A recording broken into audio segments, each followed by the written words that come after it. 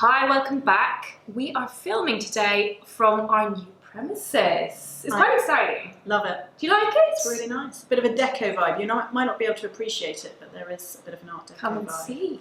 Come and see. Yeah, no, it feels more us. Definitely. I think the room, half lady, half doctor. Does that seem weird? Two facets. That's me. That's all there is. Anyway, so we asked for some ideas for filming today from our lovely Instagram followers, and it was a bit of a deluge. It was. Yes. Lots of different things, but a few themes did arise.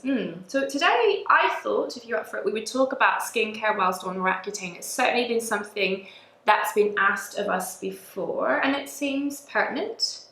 I think it is a good question because Roaccutane gets terrible press, and clearly there are lots of possible different side effects, but its effect on your skin is probably the one that most people experience. So actually, looking after your skin on Roaccutane is hugely important. So I think it's a really good one. Yeah, excellent.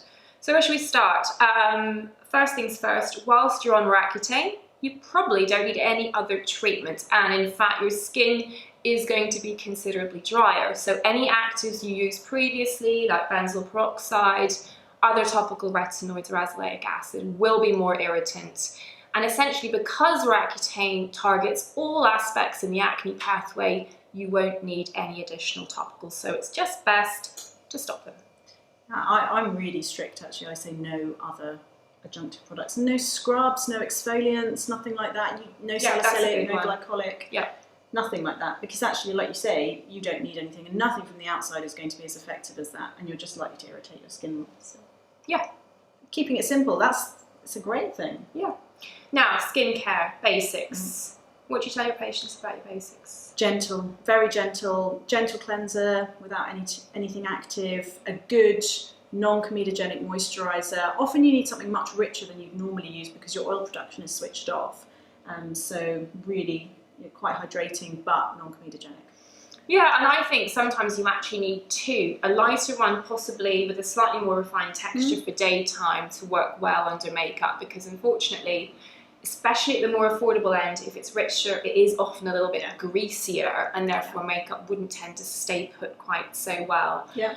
Or you spend a little bit more money on something that's a bit more cosmetically elegant, and then you have something that's really nourishing and rich, and maybe looks a bit shiny, but that's okay for nighttime.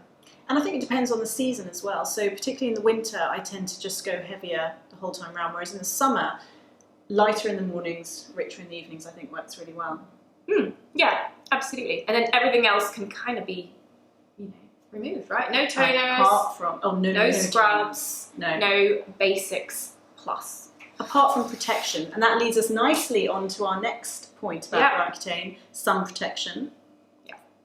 So that definitely should be a huge part. In fact, protection in general in the mornings whilst you're on Roaccutane, because you are much more prone to sun burning, sun damage. So sun protection is hugely important. And I think, again, a bit like your moisturiser, to really make sunscreen integral to your routine so you don't cautiously look out the window and go, can I get away without it today, is to have flexibility and options. So you might have a tinted one for days where, my throat, you're just kind of popping to the gym or going for a coffee and you don't want to look too made up. You want the freedom of just a hint of coverage, but from your sunscreen, so you're not applying an extra layer of foundation or a tinted moisturiser. And then maybe one that's a bit more primer-esque, that's great for city days when you're working and you put your foundation, your makeup on top of it, but it works really well with your makeup. So I tend to recommend having those two options. Definitely. I have to say, on days where I'm not working or doing something, I've given up on makeup, I tend to just use a tinted sunscreen. So which one do you use? Various different ones. I like the Neostrata. Yeah. And I like the Ultra MD.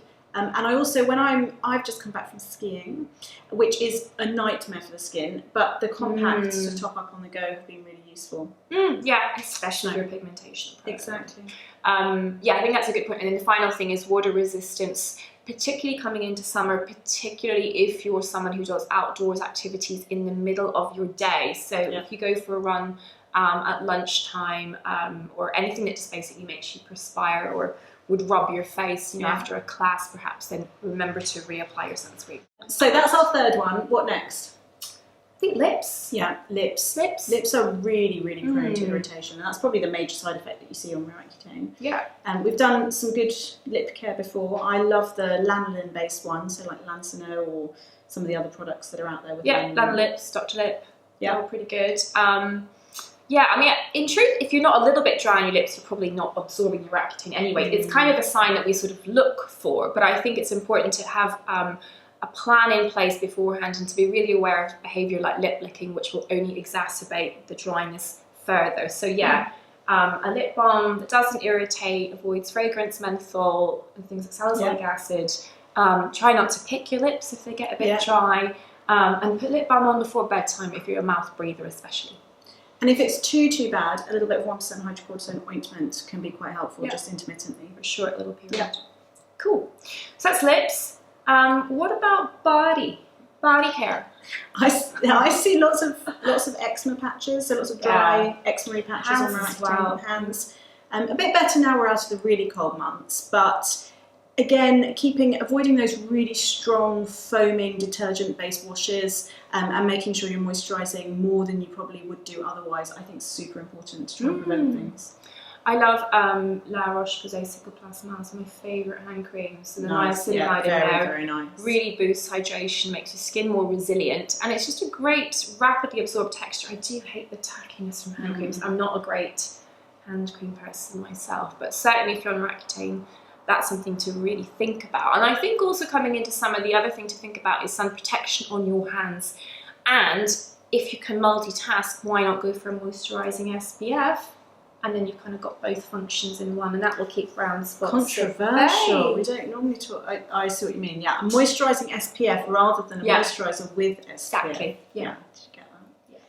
Last one, hair removal, because that's actually really important. Yes. Sometimes people on Roaccutane go for the massive wax and then come out with horrible irritant reactions. Sellotape reaction type. Don't wax when you're on Roaccutane. What do you like? What's your hair removal? I did that once, just before the wedding. I know. Yeah. So I think you want forms of hair removal that just kind of go for the hair but not the skin around the hair. So that's why threading, epilation, shaving, but with care. And even depilatory creams, I mean, I would tend to stay away from the face. That's probably quite high risk. But I think with care, you can use depilation creams on the body. I would patch test first. So do a tiny little bit. Don't go for the whole body cream. Not that you'll have to. Before, just do one tiny little bit. See how it is the next day, and then you're good to go. I hope that was helpful. Any more questions, please leave them in the comments section down below. Bye for now.